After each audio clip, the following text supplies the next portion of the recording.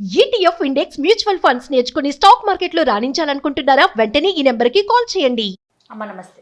నమస్తే అమ్మా. వివాహాలు చేసుకోవటానికి ఆడపిల్లలు కానీ మగపిల్లలు కానీ చాలా ఎక్కువ కోరికలు, ఎక్కువ ఆలోచనలు చేయటం వల్ల పెళ్ళి అనేది బాగా ఆలస్యం అవుతుందని మనం వింటున్నాం. అవునమ్మా. మగపిల్లల గురించి మనం ఎప్పుడు మాట్లాడుకుంటూ ఉంటాం. ఈరోజు ఆడపిల్లల గురించి మాట్లాడుకుందామమ్మా. ఎక్కువ కోరికలు ఉండటం, అత్తవారింటి వైపు ఇవి ఉండాలి, అవి ఉండాలి, లేకపోతే చేసుకునేవాడు ఇలా ఉండాలి అని అనుకోవటం పెళ్ళికి ఆలస్యం అవుతుంది కదా. దీనివల్ల ఫ్యూచర్లో సమస్యలు ఎదుర్కోవాల్సి రాదంటారా? తప్పనిసరిగా ఎదుర్కొంటారమ్మా. పెళ్ళి ఆలస్యం అయితే పిల్లల ఆలస్యం, పిల్లల ఆలస్యం అయితే వృద్ధాప్యంలో మనవాళ్ళని చూడాల్సిన వయసులో పిల్లల్ని చూసుకోవాల్సి రావడం ఎంత బాధాకరంగా ఉంటుంది. అంచేత అదొకటి. తర్వాత వాళ్ళు సెటిల్ కారు, పిల్లలు ఇంకా చదువుల్లో ఉంటారు. వీళ్ళకేమో వృద్ధాప్యం వచ్చేస్తుంది. వీళ్ళు వాళ్ళ మీద ఆధారపడాలి, ఇంకా పిల్లలు వీళ్ళ మీదే ఆధారపడి ఉంటారు. ఇది ఎంత సమస్య. అందుకని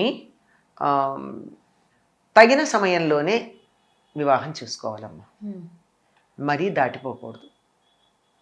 దీనికి మరి కొంత కాంప్రమైజ్ కావాలి కదా. పెళ్ళికి ముందు పెళ్లి చేసుకోవటానికి కొన్ని విషయాలైనా కాంప్రమైజ్ కావద్దు. అసలు జీవితమే కాంప్రమైజ్ కాదా అమ్మా? అసలు ఎగ్జిస్టెన్సే కాంప్రమైజ్ కాదా? మనకి పరిణామ సిద్ధాంతం చెప్పినటువంటి వాడు జీవ పరిణామ సిద్ధాంతంలో చెప్పింది ఏమిటి మనకి? Struggle for existence. డార్విన్ చెప్పింది. ఏం చెప్పాడు? Struggle for existence. ఎప్పుడూ కూడా ఆ ఎగ్జిస్టెన్స్లో, స్ట్రగుల్లో సర్దుకున్న వాళ్ళు సర్దుకున్న జాతులు మిగిలాయి, సర్దుకోలేని జాతులు అంతరించాయి. ఎవరైనా అంతే. జీవితం సర్దుబాటు కాదని చెప్పేది ఎవరు? నిజానికి సరిగ్గా చెప్పాలంటే it is not struggle for existence, it is a struggle for adjustment. Adjust అయినవి ఎగ్జిస్ట్ అయ్యాయి, అడ్జస్ట్ కానివి ఎక్స్టింక్ట్ అయ్యాయి, అంతే. అది అందుకని జీవ పరిణామ సిద్ధాంతం అది చెప్తోంది. జీవితంలో అన్ని విషయాల్లోనూ మనం సర్దుకుపోతున్నాం. పెళ్లి విషయంలో ఎందుకు సర్దుకోమో నాకు అర్థం కాదు. నీ పై అధికారి నీ మీద అధికారం చేస్తూ ఉంటే నోరు మూసు కూర్చుంటున్నాం. నీ కింద పనిచేసేటటువంటి వాళ్ళు నీ మాట వినకపోతే అయ్యా బాబాని బతిమాలుతున్నాం. మరి ఇంట్లో వాళ్ళతో ఏమొచ్చింది సమస్య? అంటే అక్కడ సర్దుకుపోయి ఇక్కడ కూడా సర్దుకోవాలా అని. నిజానికి ఇక్కడ సర్దుకుంటేనే అక్కడ బాగా సర్దుకోవాల్సిన అవసరం లేకుండా విషయాలను నువ్వే సర్దగలవు. సర్దుకుపోవడం కాక సర్దగలిగిన శక్తి వస్తుంది. ఇక్కడ లేకపోవడం వల్ల అక్కడ సర్దుకోవాల్సి వస్తుంది.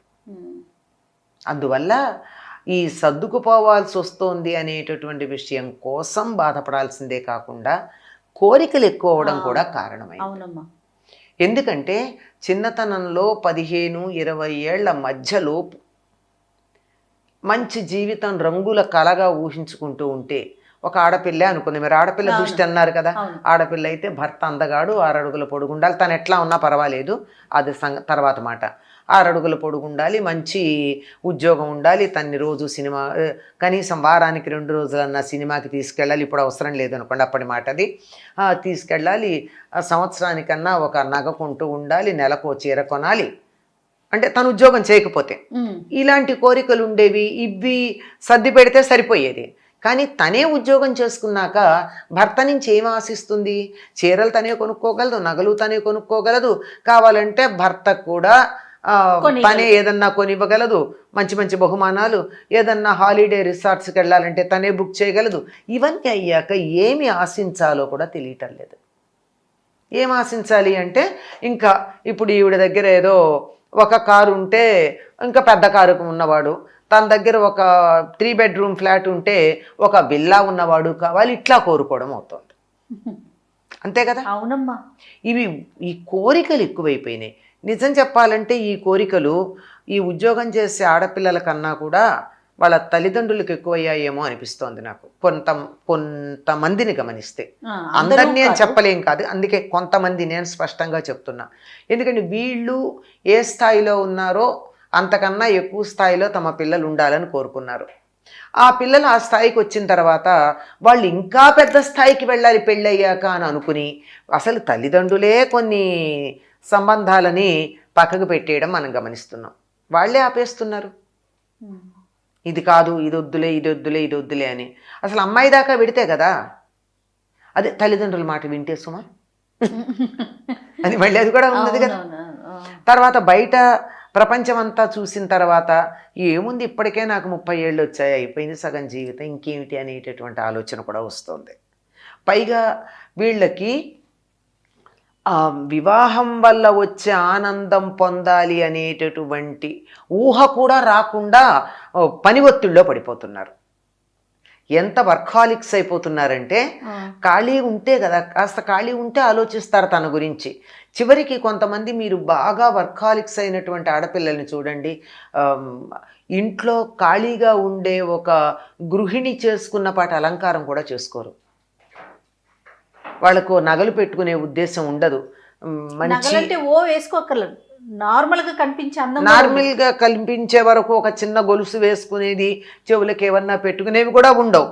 బట్టలు కూడా ఏదో ఒకటి కట్టుకుని వెళ్ళిపోవడమే తప్ప, అందంగా కనపడతానా, ఈ చీర నాకు సరిపోయిందా, లేకపోతే ఈ డ్రెస్ నేను వేసుకుంటే అందంగా ఉన్నానా అని చూసుకునేది కూడా ఉండదు. వాళ్ళు 24 గంటలు ఈ 10 వేళ్లతోనూ ఇలా కంప్యూటర్ మీద పని చేసుకుంటూనే అదేదో చూసుకుంటూ అటు చూసుకుంటూ ఏదో ఒకటి ఇంట్లో అమ్మో పెద్దవాళ్ళు ఎవరో ఉంటే ఇచ్చింది తీసేసుకుని హడావిడిగా వెళ్ళిపోయే దృష్టిలో తన శరీరం మీద దృష్టి ఉండట్ల, తన కనపడేటటువంటి అపీరెన్స్ దాని మీద దృష్టి ఉండటల్లా, ఆఖరికి తిండి మీద దృష్టి ఉండటంలా, కోరికలు కూడా ఉండటంలా. అట్లాంటప్పుడు పెళ్లి చేసుకోవాలన్న కోరిక కూడా లేకుండా పోవడం జరుగుతుంది. ఇంత అయిపోయాక ఎప్పుడో రియలైజ్ అయ్యి 35 ఏళ్లకో ఇప్పుడు చేసుకుంటే ఎంత, చేసుకోకపోతే ఎంత, అప్పుడు కాంప్రమైజ్ అవుతున్నారమ్మా. కాంప్రమైజ్ అవ్వాల్సింది 20 ఏళ్ల వయసులో అవ్వాల్సిన కాంప్రమైజ్ 35-40 ఏళ్ల వయసులో అవుతున్నారు. చాలా కాంప్రమైజ్ ఎంత భయంకరమైన కాంప్రమైజ్ అవుతున్నారంటే అది చూసి బాధేస్తుంది. మీకు నేను ఇంకే చెప్పలేనవి, నోటితో ఉచ్చరించలే. వాళ్ళు కాంప్రమైజ్ అయిన తీరుకి బాధ కూడా కలుగుతుంది. అందువల్ల తప్పనిసరిగా పిల్లలు పెళ్లి చేసుకోవడం లేదంటే, ఆ మాట అనకపోతే మొదట్లో సిగ్గుపడతారు, నాకేంటి పెళ్ళి అది. ఆ తర్వాత పెద్దవాళ్ళు అడగడం మానేస్తే వీళ్ళంతటి వీళ్ళు అడగడానికి మొహమాట పడతారు. అందువల్ల ఇంట్లో పెద్దవాళ్ళే దాని గురించి కల్పించుకుని పలకరించాలి. సంబంధాలు చూస్తున్నాం, ఎందుకులే అంటారు. అనరా, ఏ ఆడపిల్ల చూడు పెళ్లి చేసుకుంటానంటుంది అనదు. అంటే లేదమ్మా అని చెప్పాలి.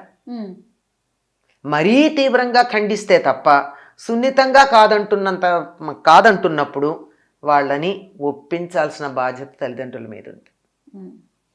సరే, మరీ తీవ్రంగా కాదన్నారనుకోండి, ఏదో ఒక సంఘటన జీవితంలో జరిగి ఉండొచ్చు, ఎక్కడో ఏదో మెంటల్ బ్లాక్ ఉండుండొచ్చు, ఇంకేదో జీవితంలో ఆశయం ఉండుండొచ్చు, ఏదో ఉంటుంది. ఆ కారణంగా వివాహం చేసుకోము అని గట్టిగా నిశ్చయం చేసుకుని, జీవితాంతం నేను పెళ్లి చేసుకోనని గట్టిగా నిర్ణయం చేసుకుంటే అప్పుడేమనలేం. కానీ లేకపోతే మాత్రం పెద్దవాళ్ళు చెప్పవలసి ఉంటుంది. సరే, ఇంకా అనేక కారణాలు వీటిల్లో ఉన్నాయి. జాతకాలు అంటున్నారు, ఎక్కువ వీళ్ళకేమో సర్దుకోవడం అన్నది అలవాటు లేకుండా పోతుంది. వీళ్ళనే చాలా ప్రధానంగా చూడడం వల్ల, ఈ సర్దుబాటు లేకపోవడం వల్ల అత్తగారింటికి వెళ్ళాకంటే పెళ్లి చేసుకున్నాక అతని వైపు ఎవరు ఉండకూడదని అవసరం వస్తే ఎవరు చూస్తారమ్మా? తల్లిదండ్రి రాలేకపోతే 2-3 పిల్లలు ఉన్నారు, ఈ అమ్మాయికి అవసరం వచ్చినప్పుడు అమ్మా నాన్న ఈ అమ్మాయి దగ్గరికి వెళ్ళలేని పరిస్థితుల్లో ఉంటే, అత్తగారింటి వైపు ఎవరో ఒకళ్ళు ఉంటే కనీసం పలకరించే వాళ్ళు ఉంటారు. అస్సలు అటువంటి మానవ సంబంధాల గురించే పట్టించుకోలేని పరిస్థితి వస్తుంది కనుక కొంచెం దాన్ని సర్ది చెప్పాల్సిన అవసరం ఉంది. మరి కౌన్సిలింగ్ సెంటర్స్ కూడా అవసరం అవుతున్నాయని అనిపిస్తోంది. కానీ వీళ్ళు కౌన్సిలింగ్కి వెళ్ళరు. నేను నిర్ణయం చేసుకున్నా కదా అనుకుంటారు. కౌన్సిలింగ్ పెద్దలకు చేయాలేమో అనిపిస్తుంది నాకు అప్పుడప్పుడు.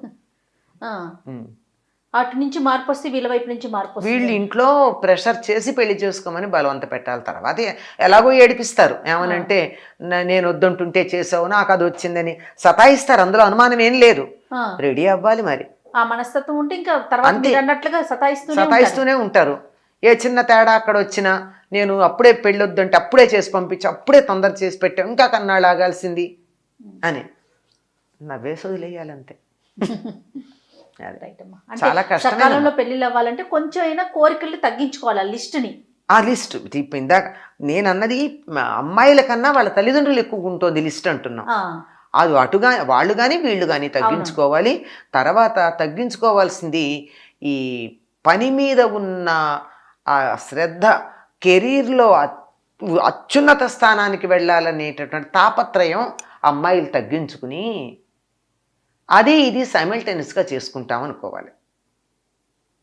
ఇప్పుడు యవ్వనం వెళ్ళిపోయాక రాదు కదమ్మా. ఉద్యోగం కావాలంటే 30 ఏళ్ళు కాకపోతే 40 ఏళ్ల కన్నా you can XL in your life. కానీ యవ్వనం అయితే వెనక్కి రాదుగా. అంచేత యవ్వనం దాటిపోకుండా పెళ్లి చేసుకోవడం అన్నది సరైన పద్ధతి అమ్మా. రైట్ అమ్మా. నమస్తే. నమస్తే అమ్మా.